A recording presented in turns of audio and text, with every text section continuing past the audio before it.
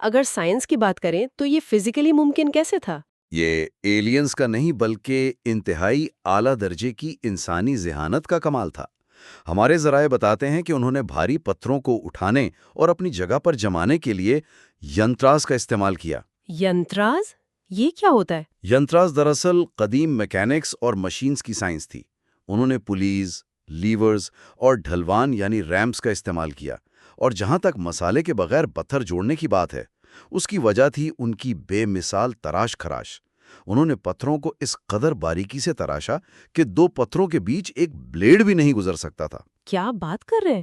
ایک بلیڈ بھی نہیں؟ جی ہاں، ان کی انجینئرنگ کا اصل مسئلہ دراصل کشش ثقال یعنی گریوٹی اور رگڑ یعنی فرکشن تھی۔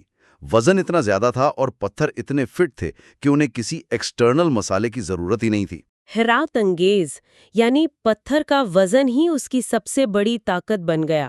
اور میں سوچ رہی ہوں اس کا ایک فائدہ یہ بھی تو ہوگا کہ زلزلے کی صورت میں مسالے سے جڑی عمارت شاید جلدی ٹوٹ جائے، جبکہ بغیر مسالے کے پتھر تھوڑا سا ہل کر واپس اپنی جگہ پر آ کر ایڈجسٹ ہو جاتے ہوں گے۔ بالکل صحیح تجزیہ کیا آپ نے۔ ان کی تعمیراتی سوچ مقامی ماحولیات کے بالکل مطابق تھی۔ اور اسی طرح ہمیں ان کی اہرامی چھتیں یعنی پیرامڈل روفز دکھائی دیتی ہیں۔ ظاہر ہے کشمیر میں شدید برف باری ہوتی ہے تو ایسی ڈھالوان والی چھتیں برف کو ٹھہرنے نہیں دیتی ہوں گی۔ ہاں، یہ ایک بہت پریکٹیکل اپروچ تھی ان کی۔ لیکن یہاں ایک اور پہلو ہے جو اس پوری کہانی میں اور زیادہ رنگ بھرتا ہے، وہ ہے بیرونی اثرات۔ ہم صرف مقامی سوچ کی بات نہیں کر رہے، دستاویزات واضح اشارہ کرتی ہیں کہ ان ماہرین نے انڈو گریک یعنی یونانی اثرات کو بھی اپنی تعمیر میں شامل کیا تھا۔ یونانی اثرات کشمیر میں، یہ سلسلہ آخر کہاں سے جڑ گیا؟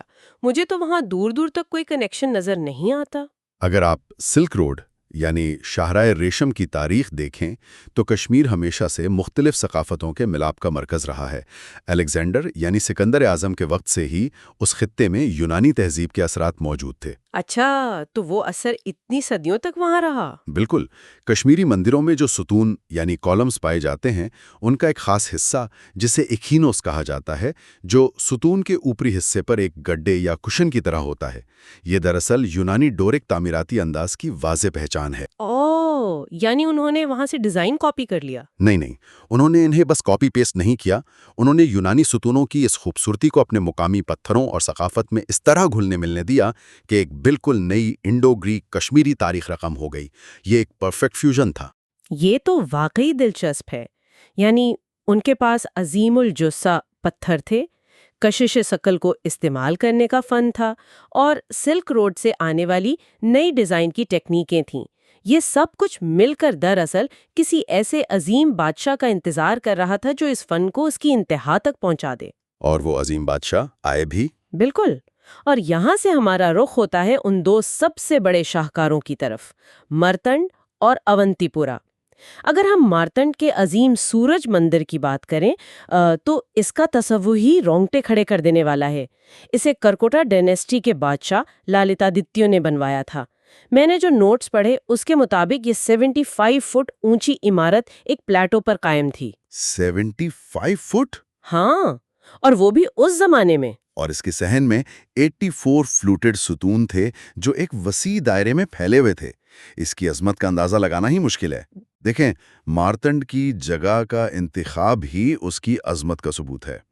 یہ وادی کے ایک ایسے اونچے مقام پر بنایا گیا تھا جہاں سے پوری وادی کا نظارہ کیا جا سکتا تھا، اور صرف یہی نہیں، وادی کے کسی بھی حصے سے اسے دیکھا جا سکتا تھا۔ اس کی لمبائی 220 فٹ اور چوڑائی 142 فٹ تھی۔ یہ کشمیر کا سب سے بڑا پیرسٹائل یعنی ستونوں سے گھرا ہوا صحن تھا۔ زبردست۔ اور اس کے اندر کا حصہ 3 اہم مدارج میں تقسیم تھا: اردھ منڈپا، انترالا اور گربھ گرہ۔ میں چاہوں گی کہ آپ ان 3 حصوں کو تھوڑا کھول کر سمجھائیں، کیونکہ یہ صرف فنی نام نہیں لگتے مجھے، ان میں ایک پورا تجربہ چھپا ہوا محسوس ہوتا ہے۔ آپ اسے ایک روحانی سفر کے طور پر تصور کریں۔ جب کوئی شخص اس مندر میں داخل ہوتا تو وہ سب سے پہلے اردھ منڈپا میں آتا۔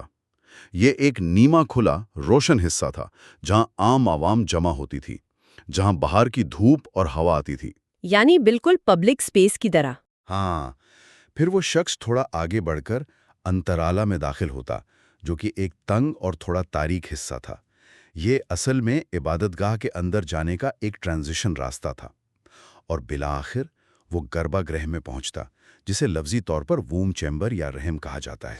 ووم چیمبر، یہ نام اپنے آپ میں بہت گہرا ہے۔ بالکل، یہ سب سے اندھیرا، انتہائی نجی اور مقدس حصہ تھا، جہاں اصل دیوتا کی مورتی موجود ہوتی تھی۔ باہر کی شور و غل اور روشنی سے گزر کر بالکل خاموش، تاریک اور روحانی مرکز تک جانا، یہ ایک فزیکل فن تعمیر کے ذریعے انسانی روح کا سفر درشاتا تھا۔ یہ مثال بہت خوبصورت ہے، باہر کے شور سے اندر کی خاموشی تک کا سفر۔ لیکن جہاں تک مارتنڈ کے باہری دبدبے کی بات ہے، مجھے یہ کسی عظیم رومن فورم جیسا محسوس ہوتا ہے۔ اس کا مقصد شاید صرف عبادت نہیں تھا، اس کا مقصد دیکھنے والے پر خوف اور طاقت کا احساس طاری کرنا تھا۔ یہ ایک بادشاہ کا پتھروں میں تراشا ہوا اعلان تھا کہ میں اس خطے کا مالک ہوں۔ آپ کا تجزیہ بہت حد تک درست ہے۔ للتادتیہ کا دور ایک جہانگیری یعنی ایمپائر بلڈنگ کا دور تھا۔ اس کی سلطنت کشمیر سے نکل کر وسط ہند اور اس سے بھی آگے پھیلی ہوئی تھی۔ مارتنڈ کی وسعت اصل میں اس کی سلطنت کی وسعت کا عکس تھی۔ لیکن اس کے برعکس جب ہم آگے چل کر اتپالا ڈائنیسٹی کے بادشاہ اونتی ورمن کے دور میں بننے والے اونتی پورا مندر کو دیکھتے ہیں تو کہانی بالکل بدل جاتی ہے۔ اوانتی پورا کا ذکر آتے ہی مزاج تھوڑا نرم ہو جاتا ہے۔ وہاں اوانتیشورا اور اوانتی سوامی کے مندر ہیں۔ یہ مارتنڈ کی طرح وسیع تو تھے، لیکن ان کی اصل خاصیت ان کا بڑا سائز نہیں تھا۔ ان کی خاصیت ان کی باریک بینی اور تراش خراش تھی۔ میں جب اس کے بارے میں پڑھ رہی تھی تو مجھے ایسا لگا جیسے میں کسی ذاتی شاہی آرٹ گیلری میں گھوم رہی ہوں۔ یہ آرٹ گیلری والی مثال بہت اچھی ہے۔ وہاں پتھروں پر بادشاہ اوانتی ورمن اور اس کے خاندان کی تصویریں تراشی گئی ہیں۔ وشنو اور ان کی ذاتیوں کی ابھری ہوئی تصویریں موجود ہیں۔ یہاں تک کہ پتھر پر ایک ناچتی ہوئی لڑکی کی تصویر ہے جس کے ہاتھ میں ڈمرو ہے، اور ساتھ ہی شیروں اور ہاتھیوں کے نشان بھی شامل ہیں۔ یہ سب بہت ڈیلیکیٹ لگتا ہے۔ یہ دونوں مندروں کا تقابل واقعی بہت واضح اور دلچسپ ہے۔ مارتنڈ میں آپ کو فوجی دبدبا اور پھیلاؤ نظر آتا ہے، جبکہ اوانتی پورا ایک ایسے بادشاہ کی سوچ کی نشاندہی کرتا ہے جس کی سلطنت میں اب امن قائم ہو چکا ہے۔ اونتی ورمن کا دور تہذیبی ٹہراؤ، فنی بلندی اور لٹریچر کے عروج کا دور تھا۔ یعنی اسے اب اپنی طاقت کسی کو ثابت نہیں کرنی تھی۔ ایگزیکٹلی۔ اس کا مقصد اپنی ثقافت، اپنے ذوق اور اپنی روحانیت کو پتھروں پر ہمیشہ کے لیے محفوظ کرنا تھا۔ اس لیے وہاں باریک بینی ہے، جہاں وزن سے زیادہ نفاست پر دھیان دیا گیا ہے۔ لیکن اس خوبصورت کہانی کا ایک انتہائی سنجیدہ اور افسوسناک حصہ بھی ہے۔ جب ہم ان عظیم عمارتوں کی معماری اور اس فن کو سمجھ چکے ہیں تو ظاہر ہے آج یہ عمارتیں اپنے اصل روپ میں کھڑی نہیں ہیں۔ آج یہ بکھرے ہوئے کھنڈرات ہیں۔ تو آخر ان کا زوال شروع کیسے ہوا؟ تاریخ کا یہ حصہ کافی دردناک ہے اور ہمارے ذرائع اس پر واضح روشنی ڈالتے ہیں۔ دستاویزات بتاتی ہیں کہ ان عظیم تاریخی اور ثقافتی مراکز کا زوال کسی قدرتی آفت کی وجہ سے اتنا نہیں ہوا جتنا انسانی ٹکراؤ کی وجہ سے ہوا۔ تاریخ میں سلطان سکندر بت شکن جیسے حکامرانوں کے دور میں ان میں سے بیشتر عظیم مندروں کو شدید نقصان پہنچایا گیا۔ یعنی انہیں جان بوجھ کر تباہ کیا گیا۔ ہاں، جو پتھر صدیوں کے زلزلوں سے نہیں ٹوٹے تھے انہیں جان بوجھ کر اکھاڑا اور توڑا گیا۔ یہ صرف عمارتوں کو گرانا نہیں تھا، ان مقامات کی تباہی دراصل ایک پوری تہذیب کے نشانات کو مٹانے کی کوشش تھی، ایک پوری قوم کی نفسیات کو بے دخل کرنے کا عمل تھا۔ باب تو ہماری اپنی موجودہ تاریخ میں 1990 کی دہائی میں لکھا گیا، جسے کشمیری پنڈتوں کا ایکسیڈوز یا انخلا کہا جاتا ہے۔ جن لوگوں کا خون اور شناخت ان عمارتوں سے جڑی تھی، ان کے ساتھ وہاں کیا بیتی؟ ذرائع اس بارے میں کیا حقائق پیش کرتے ہیں؟ جو تحقیق اور رپورٹس موجود ہیں وہ اس انخلا کی سنجیدگی کو بہت واضح انداز میں پیش کرتی ہیں، بغیر کسی سیاسی جانبداری کے۔ 1990 کی دہائی میں وادی میں ایسے حالات پیدا ہوئے جہاں لاکھوں کی تعداد میں کشمیری پنڈتوں کو اپنے آبائی گھر بار چھوڑنے پر مجبور کر دیا گیا۔ یہ واقعی بہت تکلیف دہ ہے۔ دستاویزات بتاتی ہیں کہ اس وقت لوگوں کو اپنے گھروں سے نکالنے پر مجبور کیا گیا۔ ہٹ لسٹ تیار ہوئیں، ان کے صدیوں پرانے گھروں اور مندروں کو لوٹا اور جلایا گیا۔ नतीजा ये निकला कि एक पूरी कौम जो सदियों से वहां आबाद थी, अपने ही इलाके से जिलावतन हो गई। आज उनकी आगे की नस्लें उन्हीं बिखरी यादों के सहारे वादी से दूर बाहर रह रही हैं। सोचकर देखें ना, एक ऐसी कौम जिसने 75 फुट ऊंचे पत्थरों को तराश कर पहाड़ों पर खड़ा कर दिया हो, जिनकी जड़ें सदियों तक उस मिट्टी में मजबूत रही हों, अब उन्हें अचानक वहां से उखाड़ कर निकाल दिया जाए। जब आप एक पूरी कौम को उसकी आबारी जमीन से काट देते हैं, तो तारीख के पास आखिर क्या बचता है? सिर्फ ये टूटे हुए पत्थर। यहाँ से मुझे ये समझ आना शुरू हो रहा है कि ये गुफ्तगू सिर्फ फन्ने तामीर के बारे में नहीं थी। बिल्कुल नहीं, ये सकाफती वर्से के बारे में है। हाँ, ये इस बारे में है कि किसी सकाफती विरसे का खोया जाना दरअसल एक इंसानी और रूहानी ट्रॉमा होता है। आपने बिल्कुल ठीक कहा। सकाफती वर्सा महज ईंट और चूने का नाम नहीं होता, ये एक कौम की लाशऊरी याददाश्त होती है। जब एक बच्चा अपने इलाके में ऐसे अजीम मंदिर को देखता है, तो उसे किसी किताब में पढ़ने की जरूरत नहीं पड़ती कि उसके आबा व अजदाद कितने अजीम थे। वो पत्थर खुद उससे गुफ्तगू करते हैं। इन मकामात से बेदखली दरअसल एक पूरी तहजीब को बेदखल करने का अमल था। और जैसा कि हमारे ज़राए जोर देते हैं, सियासी इख्तिलाफात से कता नज़र किसी भी कौम का इस तरह अपनी तारीख से कट जाना सारी इंसानियत का अजीम नुकसान होता है। और शायद इसी कैटेगरी के रिश्ते को दोबारा जोड़ने की एक कोशिश जून 2026 में की जा रही है। हमारी रिपोर्ट्स के मुताबिक ग्लोबल कश्मीरी पंडित डायस्पोरा यानी GKPD ने एक बड़े हेरिटेज टूर का आगाज करने का ऐलान किया है, जिसमें श्रीनगर के SKICC में एक बड़ी कॉन्फ्रेंस भी शामिल है। अब आमतौर पर जब हम इसे सिर्फ एक टूर कहते हैं, तो ये बिल्कुल किसी टूरिस्ट एहतिकाफ जैसा लगता है कि श्रीनगर गए, वहां मंदिर देखा और वापस आ गए। लेकिन इस पूरी गुफ्तगू के पसे मंजर ये टूर क्या मायने रखता है? यही इस हेरिटेज टूर की सबसे अहम बात है।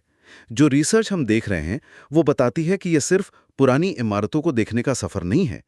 तसव्वुर करें एक ऐसी नस्ल का जिसने कश्मीर को या तो तस्वीरों में देखा है या बस अपनी दादी नानी की कहानियों में सुना है। हाँ, जिन्होंने खुद वहां कदम भी नहीं रखा होगा। बिल्कुल, जब वो नई नस्ल SKIC की कॉन्फ्रेंस के बाद निकलकर मार्तंड के उन विशाल सुतूनों के पास खड़ी होगी, उन पत्थरों पर हाथ रखेगी जहां सदियों पहले उनके आबा अजदाद इबादत करते थे, तो ये सफ़र दरअसल अपने अंदर के खला को भरने का सफ़र बन जाएगा। अपनी खोई हुई यादों और रूहानी शनाख्त को उन पत्थरों में वापस पाने का अमल। ये इस हेरिटेज टूर की कोशिश वहीं बिखरे हुए धागे समेटने की एक कोशिश है। ये वाकई बहुत गहरा और जज्बाती पहलू है। अगर हम आज के इस तफसीली जायजे का खुलासा करें तो बात शुरू हुई थी शंकराचार्य की सदियों पुरानी उफुकी तह से, जहाँ एक नए फन ने जन्म लिया। वहाँ से निकलकर लोदुव के दरवाज़ों और फिर यंत्राज के जरिए कशिश शकल का बेमिसाल इस्तेमाल करते हुए हम मार्तंड की अजीमो शान एहरामी छतों और अवंतीपुरा की खूबसूरत तराश खराश तक पहुँचे। एक पूरा इर्तिकाई सफ़र था ये। बिल्कुल। और हमने सिल्क रोड से आए इंडो ग्रीक असरात को मुकामी पत्थरों में घुलते मुलते देखा, और फिर उस फन्नी उरूज को हमने सदियों के जवाल और 1990 के दर्दनाक इनखिला में बदलते हुए देखा। एक सफ़र जो अजीम ताकत से शुरू होकर आज अपनी खोई हुई बिखरी शनाख्त ढूंढने पर आकर खड़ा है। तारीख अपने आप को किस तरह दोहराती है, ये इस दास्तान से बेहतर शायद कोई नहीं समझा सकता। हर पत्थर जिस पर यंत्रों के जरिए वजन डाला गया, जिस पर यूनानी और कश्मीरी तहजीब की छाप लगी, वो आज भी खंडर की शक्ल में वहां मौजूद है। ये पत्थर आज भी गवाह हैं उन लोगों के जो उन्हें बनाकर चले गए या जिन्हें वहां से निकाल दिया गया। ठीक इसी बात पर हम वापस अपने उस एक्सरे वाली मिसाल की तरफ आते हैं। जैसा कि हमने बिल्कुल शुरुआत में कहा था, तारीख की तशखीस कभी सफ़ेद लकीर जैसी वाज़ेह नहीं होती। ये खंडरात और लोगों के दरमियान फैली हुई एक धुंधली, उलझी हुई दास्तान है।